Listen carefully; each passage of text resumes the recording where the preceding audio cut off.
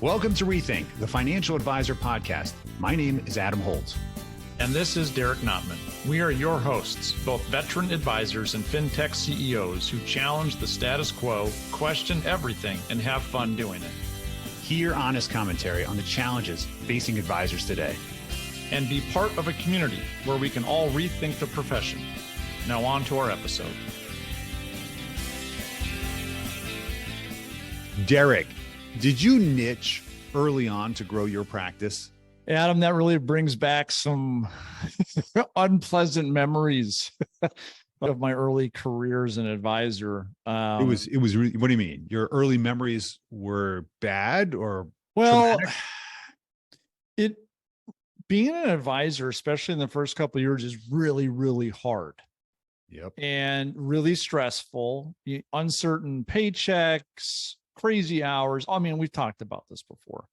Mm-hmm. And so we've talked so much about niching, and I do believe it's important. But if I reflect upon my early years as an advisor, I had tremendous growth. I grew like crazy exponentially over my first 3, 4, 5 years. And looking back, I didn't niche at all. I was working with anybody that would fog a mirror and then would ask for a ton of referrals. I was persistent. I would do anything, anywhere. I would drive 3 hours to write a $10 a month term policy. I would do anything. Mm-hmm. So no, I didn't niche. And it's interesting because it did lead to some growth, but then I got tired of driving 3 hours for a $10 checko, as we call them. Yeah, I wanted, that's right. I wanted to be able to become more laser focused and have more time and all that. So it's an interesting question. How about you? Did you? No, of course not. I worked with all humans, whether they had a paycheck or not, whether they had a rollover or not. I did all lines of business, mutual funds, annuities, life insurance, did all that stuff, right? That's how we compensated ourselves.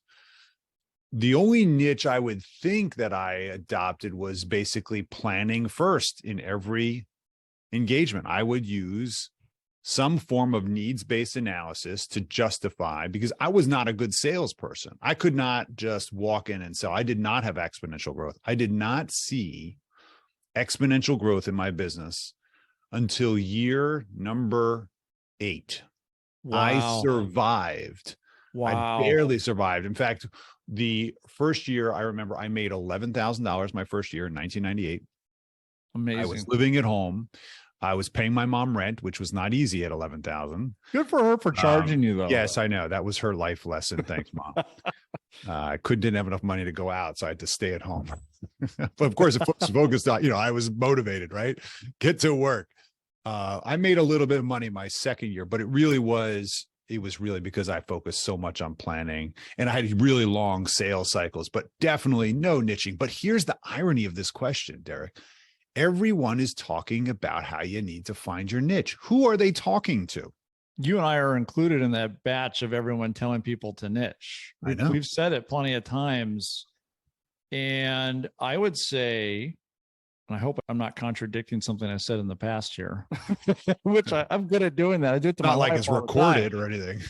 Well, yeah, but I would say if you're, early on, first couple of years, I would say don't listen to the whole niching advice as much. However, keep it on your radar, because it is eventually a place you're going to end up or will want to end up. Most advisors that do. So yeah, I would say that we don't want a 6-month advisor to be worried about niching right now. They don't have that luxury. It's true. There's so much conversation in the business around going directly to fee-based, going right to financial planning. Early advisors really have not built the credibility yet. How do you know what niche you want to be? Unless you came from a specific market. This is a second career. Yes. Maybe you were a pharmaceutical or a physician, or you worked in construction, or you were a business owner. I can see how generally your marketplace is going to be mindful of who you know, and that's probably where you're going to start. But it very much our early businesses kind of get put together scrappily based upon who's willing to do business with us in the early years. But this came up in a conversation with Angie Herbers. And if you don't know Angie, she's incredibly well known, and she's been involved for 20 years in our space. And I've run into her a couple of times, and the people that work for her.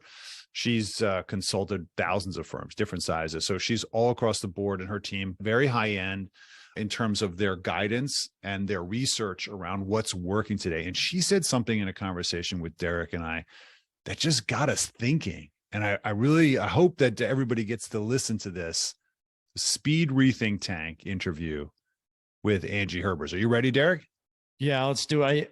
She totally embodies the rethink mentality here. So definitely pay attention, folks, as you're listening to this awesome conversation. Thank you, Angie. It's great to actually have you on this podcast. You know, Derek and I have seen you over the past 20 years since we've been in the business, working with advisors, literally thousands of advisors now, in helping them grow their practice and address the real pain points as a consultant. So thank you so much for being here. We wanted to ask you, what's your perspective of the financial advice market today? Well, that's an interesting question, because the great benefit of our perspective at Herbers and Company is that we get to be in leadership rooms and strategy rooms long before trends actually happen. We're seeing the trend in real time, and then the industry sees it 3 years later. My biggest concern right now is what's going to happen when consumers don't want all their money managed at one firm. So what we're seeing today is, just focusing on consumer and consumer behavior. They're saying, why do I need just one financial advisor? Why can't I have several financial advisors? Why can't I have some of my money at one firm and some of my money at another firm? We're starting to see a major trend toward firms working together on one client, firms specializing in areas, and clients not having all their assets in one place. So it's exciting to see this development happen. Along those lines, then, Angie, it sounds like you guys are way ahead of the curve in what changes are coming or, down the road for all of us. So is there a missing opportunity or some type of challenge that's coming up for advisors because of what you're seeing? It sounds like your crystal ball works a little bit better than the rest of us. Well, yes. I mean, the independent advisory industry is growing very rapidly. Potential clients now understand what the industry provides, and what the industry is starting to tap into is the do-it-yourself investor. So how do you allow a client to some degree, do it themselves, manage their own money, but help them with advice when they need it? And allow also those clients to get differing perspectives from other financial advisors. That is almost an entirely complete shift to how we've seen financial advice in the past. Financial advice in the past is you go to one advisor, you put all your assets at that one advisor, you get all your advice from that one advisor. I think in the next, decade, we're going to see the industry scatter a bit. In other words, consumers, the do-it-yourself consumers, are going to come to the industry and say, we want a piece of, a lot of different firms. We don't need everything at one firm. And that's a different business model, different way to do things. Do you think that it's because the consumer is getting different contextual advice or expertise? Is the argument that they're getting investment, insurance, tax, legal from different sources, and they want them to collaborate? Or is it that they're getting investment advice from two separate entities in this model? I think it's both investment advice and financial planning advice from two separate entities. I mean, you've got one firm that has one investment philosophy and another firm that has another investment philosophy. How does the consumer know which investment philosophy is the best? So you test them both out. You have part of your assets at one firm and part of your assets at another firm. You get financial advice from one advisor. You go to another advisor, you get a second opinion. You go to another advisor, you get a third opinion. You diversify your financial advisors. That's what the future is. That's profound. I don't know how I think about it yet, but I'm definitely going to rethink my whole perspective on that. Assuming that's correct, though, Angie, assuming that is the direction that we're headed, what would be some action steps for advisors listening today? Be like, oh, that could disrupt the heck out of my business. So what are some things, maybe, I don't know, top 2, top 3 things that advisors could do today to start getting ahead of that curve so they're ready for it and ready for that fractional advice, if you will, versus where they are today? Well, that gets us into trends of today. Biggest trend today is a talent trend. And no longer are we seeing generalist financial advisors. We are now seeing specialists.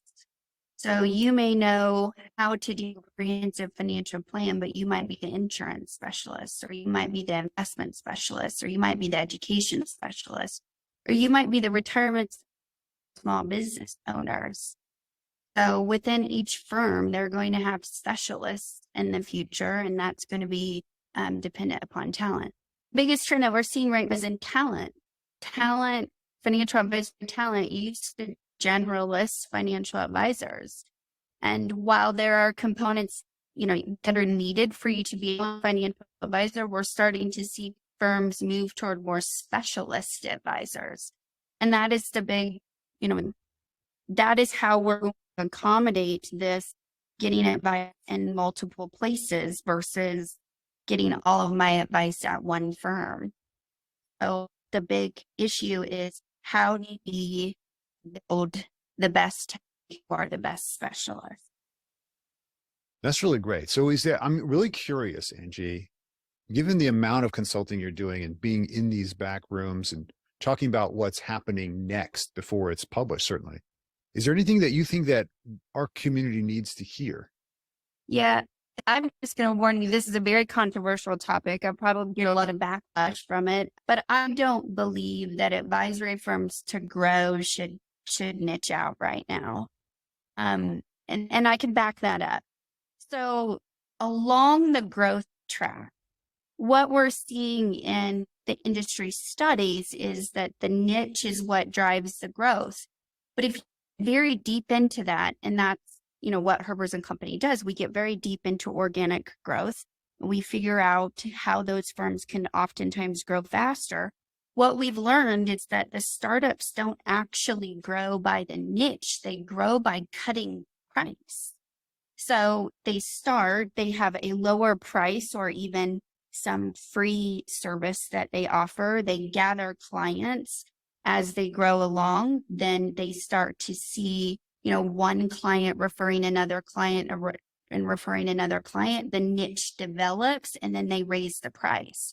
So the niche is actually the lagging indicator, not the leading indicator. The leading indicator is price. They're competing on price. Firms, we don't see firms grow specifically on the niche or focusing on the niche. We see them grow the fastest when they compete on price. And then once they get bigger, they raise those prices and they just happen to have a niche. That's really interesting. Oh my gosh. I almost feel, Derek, I almost feel like we have to ask more questions here.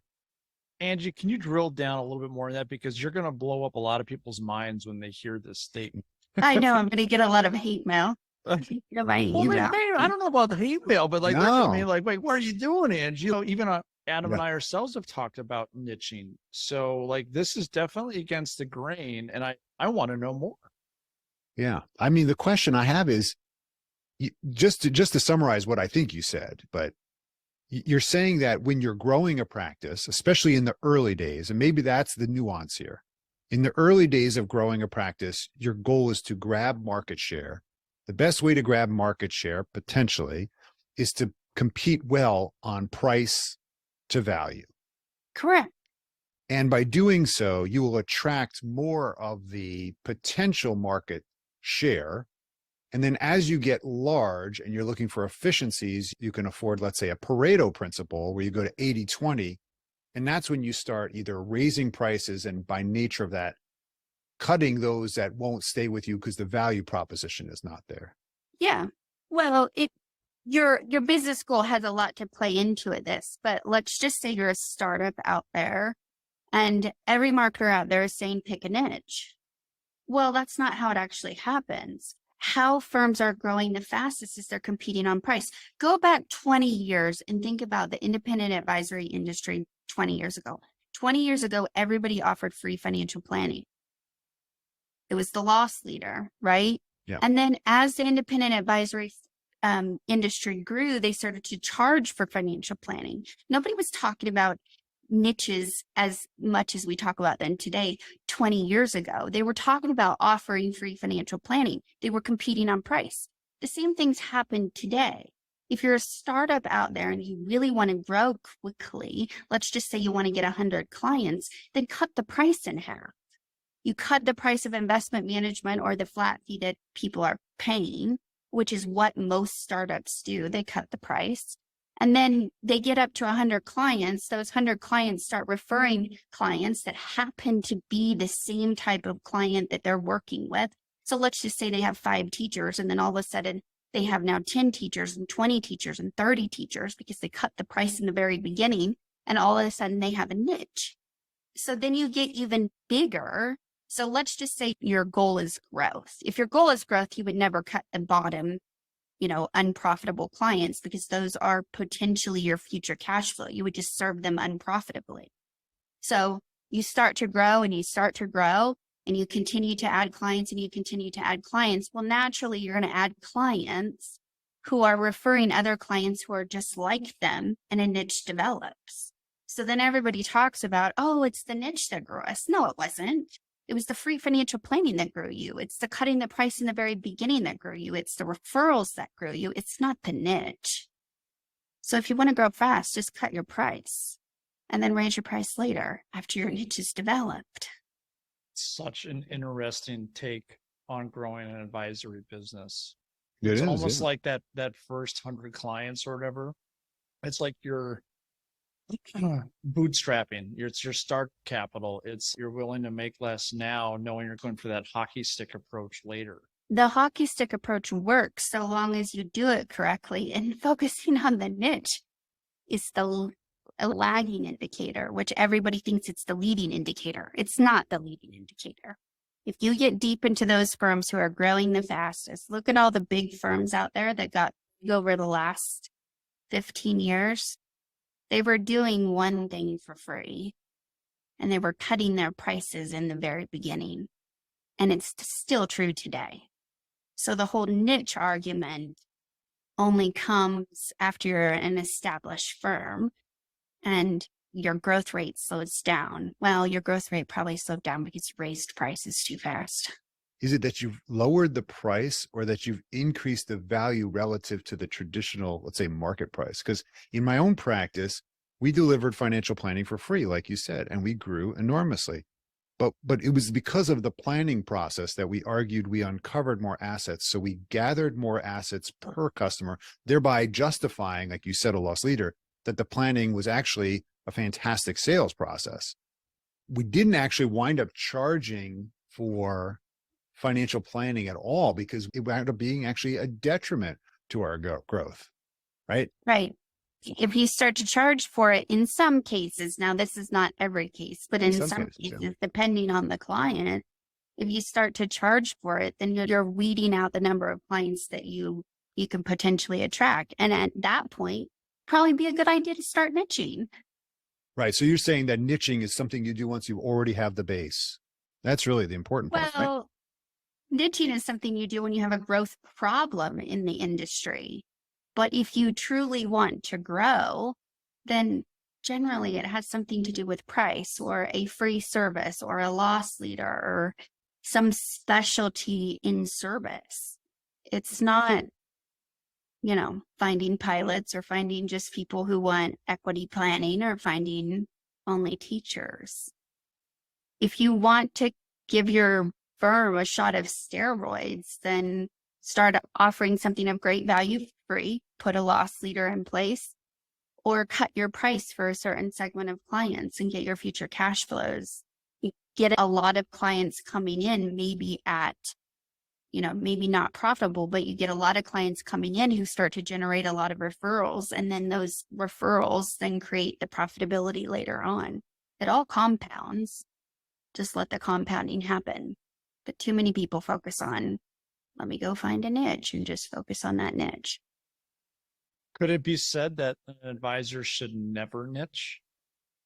Well, I would never say never. I mean, if an advisor says, I only want to work with teachers because I really love teachers and they get underserved, then I'm going to say we should definitely niche on teachers. But if you want to have growth and a sustainable, consistent growth rate, then I wouldn't focus solely on teachers, because financial advice can be applied to every single consumer in the US. One needs a financial plan. You can do the financial plan for everyone. So by niching out, in some cases, it can hurt you. But if your goal is fast growth, find the service that really defines you, offer it for free, and in the future, you will gain future cash flows. Or if you're just starting out, just start out at a lower price. It's no different than attorneys. It's no different than accountants. When attorneys start out, they aren't charging $800 an hour. They're charging, I'm guessing, but they're charging $200 an hour. And as they get better and better and better, they increase their price over time. And then the profitability starts to compound after they start to get a lot of referrals. Yeah.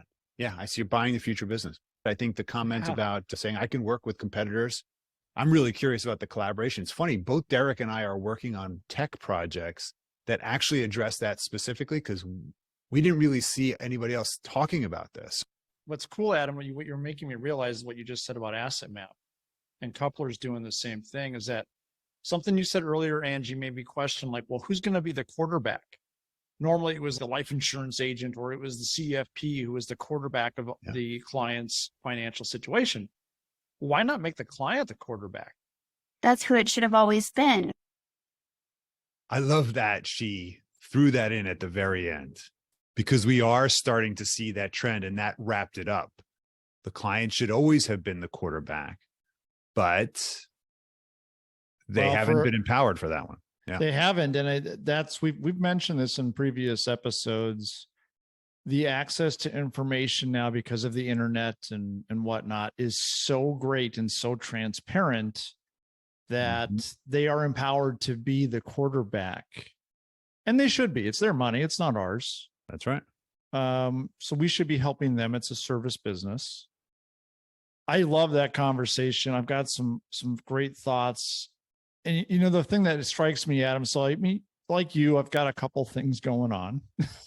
And I've heard. I still have my RIA, and even on my website, I am not accepting new clients. But if I wanted to jumpstart the next level of growth for my firm, I would seriously consider what Angie is talking about and just discount my pricing or offer some type of free thing to just get it to rock and roll. If that's, I don't have the time for that. I'm not going to do that. If there's an advisor listening that wants to do that for me, reach out. There you go. But I just don't have that capacity at this point, but just, it's refreshing to hear the other side. What's your impression? What are your thoughts?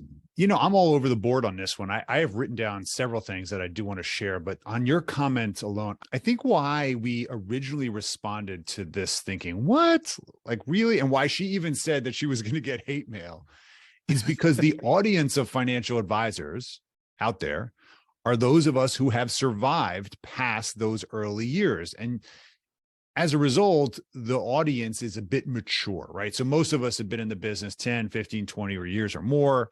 We've created some level of success. We have the luxury of being able to niche, and we do so because we want to create more lifestyle, not more revenue per se. We want to create more intentionality of that ideal customer. We want to work with certain people that we like, and we only want to add 2, 3, 4 high value clients a year. And we don't want to get overwhelmed. So we're not trying to do the Kmart special where we're basically going to get into 100 new people, somewhat profitable or not. But here's the interesting thing. When I rethought about this and listened to it again, I heard what you said, which was, this is what startup companies do all the time.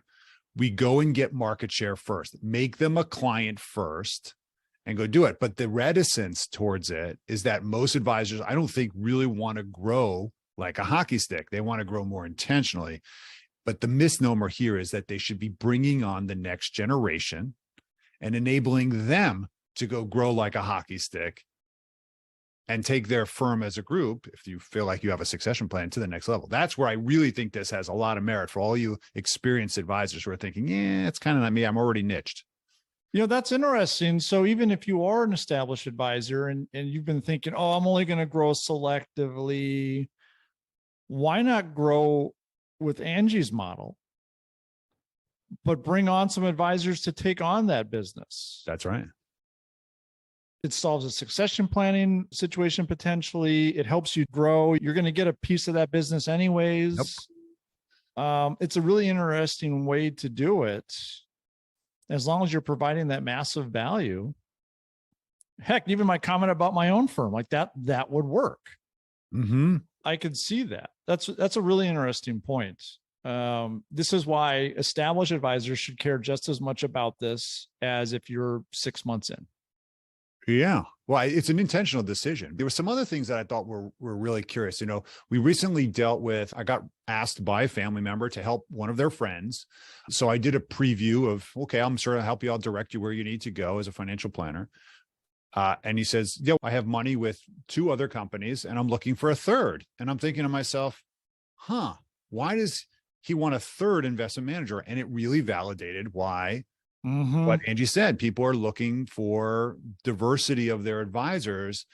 The challenge is there's been very little cohesion between those advisors. So it's not like I can call the other advisors and find out what they're doing. They don't want to talk to me. I'm the enemy, right? Yeah. I'm the enemy of their AUM gathering. And at the same time, one advisor is typically left coordinating, and there's very little facility to do this. It's one of the things you and I are trying to fix in the business. But I think it was interesting, this talent gap comment, that a lot of consumers are looking for different specialty talent. They need to just pool them together and create a dream team. How do they do this? Or they want to work with a financial advisor who already has multiple skills on the bench. Yeah, definitely. Hence the quarterback thing. Bring in the specialists for the life insurance, for the AUM, for the financial planning. And darn it all, they better all be talking to each other. Very true. So whether they do it themselves or they find a firm that's already done it, it's happening. I mean, that's exactly what she's saying. It is happening. What were takeaways for you? What do you really think was salient for everybody out there? Well, what we just talked about, definitely. I do think that that's what's happening more so. And people want specialists because they want specific answers to their specific problems. It's that simple. So that makes sense. I liked her price is a leading indicator comments. Listen to the market. It's going to tell you what it wants, what it likes, or what it doesn't like. So if you can just get in by price and free and all that type of stuff, you'll learn.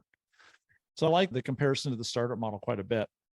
And as I said before, if I were going to jumpstart my RIA to the next level for my firm, I probably wouldn't do it myself. I'd be involved in the conversations, but having advisors look at, all right, we're going to do this for free for the next year, or drop our prices by this for whatever, knowing we're going to increase. Just a really interesting way to think about it. I just wish I had more time, because if I did have more time, I would do it. But that's the whole point, isn't it? That's why it's so unappealing to established advisors. They're not trying to go crazy working all night long. They value their home time, their golf time, their work-life balance is important. I guess you bring in more people, right? You bring in people to do it. Right. So I think price is a volume argument, right? You lower the price, you're going to just increase demand, right? And so that means you got to have the capacity to handle the demand. Otherwise, you're not going to even capture it. You're going to wind up being unbelievably unprofitable. Her argument is that, well, if you do a good job, you'll accumulate referrals. You'll just get so much flow. You're probably going to have to grow and expand your team to handle it. So I think what's really coming out of this is I'm hearing expand your team so that you have the specialty parties to handle it. That's the first part. Invest in team.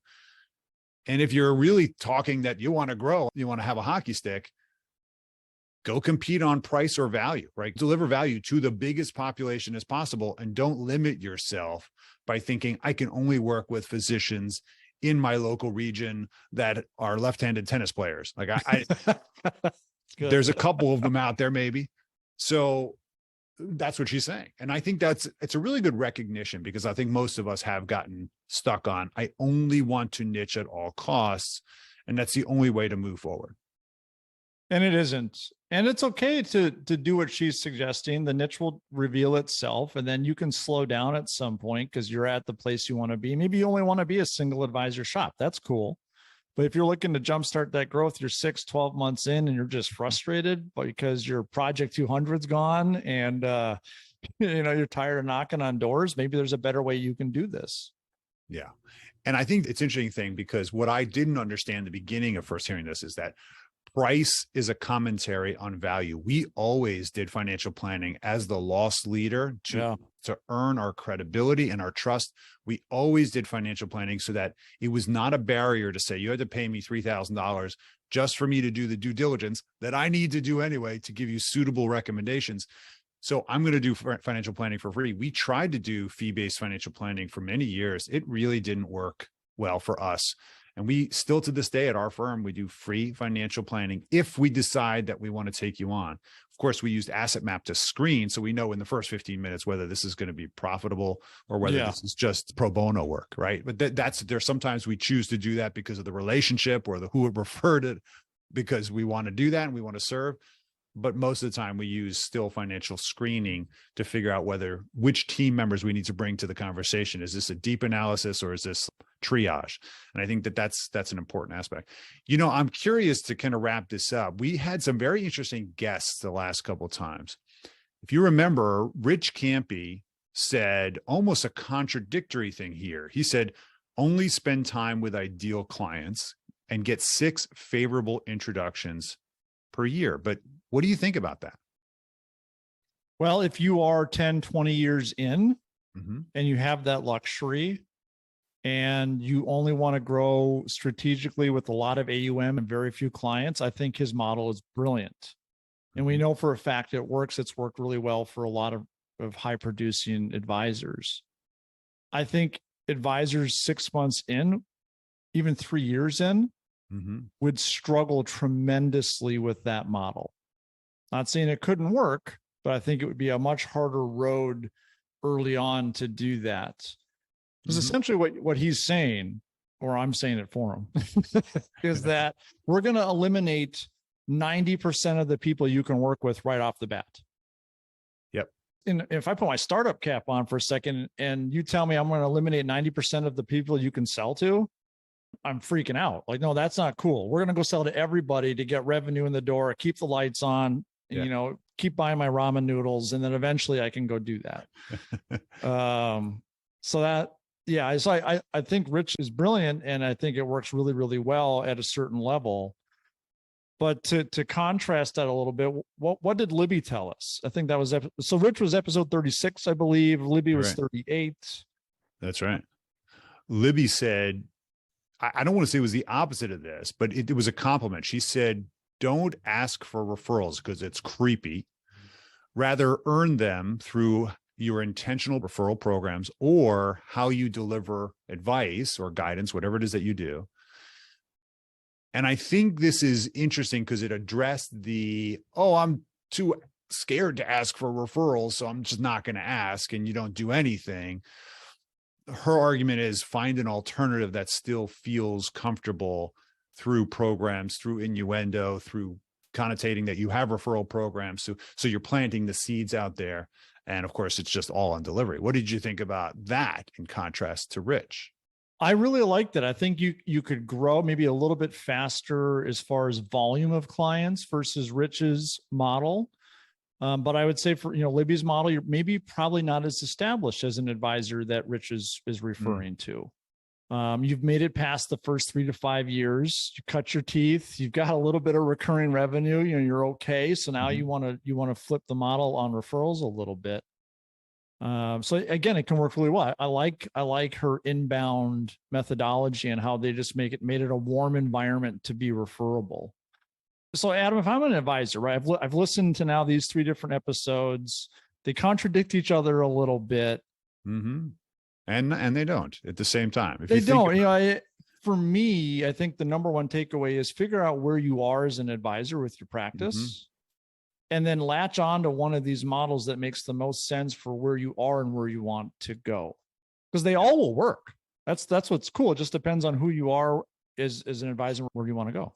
I totally agree. I mean, all 3 of these growth strategies from very respected, successful people, very successful people. Very successful. And it's interesting because Rich tends to work with the highest producers in the nation, right? The people who have achieved the pinnacle level of their profession that are hiring a coach at thousands of dollars a month. Okay. They're Jordans. Okay. So they're clearly going to focus on, I'm only going to spend my time with 10 clients. That's it. Really. Not even 80-20. We're talking 5-95 in terms of ratio of where they're spending their time. Libby is really focusing, I think, in that, how do you transition from knowing that referrals is still going to be your best customer, but not having to be awkward about it and not saying, hey, like, what's in it for me? And I think Angie's argument is really actually, and I appreciate this, focusing on, again, the basics, really growth models of a company, not just what we tend to talk about anecdotally in our business. Oh, you got to get to referrals. You got a niche. You got to, right? You're trying to get to this ascendancy of acting like the Rich Campy style advisor. What got you here has been likely an absolute commitment to helping people, taking people on, and growing the customer base. And then you earn the luxury to do this intentionality of business design. And I think that so many advisors are getting a little bit, I don't want to say misled, but maybe miscued to say niche super early. I think you're right there. Don't do it too early. And struggle, right? Unless you already come from a profession. Let's say you were an attorney or a CPA. Yeah, you have credibility. Yeah. Okay. Yeah. I remember when we started, people were like, why should I trust you? You've been in the business for 2, 3, 4 years. Why am I going to trust you with my life savings, right? You had to have a pretty good argument or a good salesperson.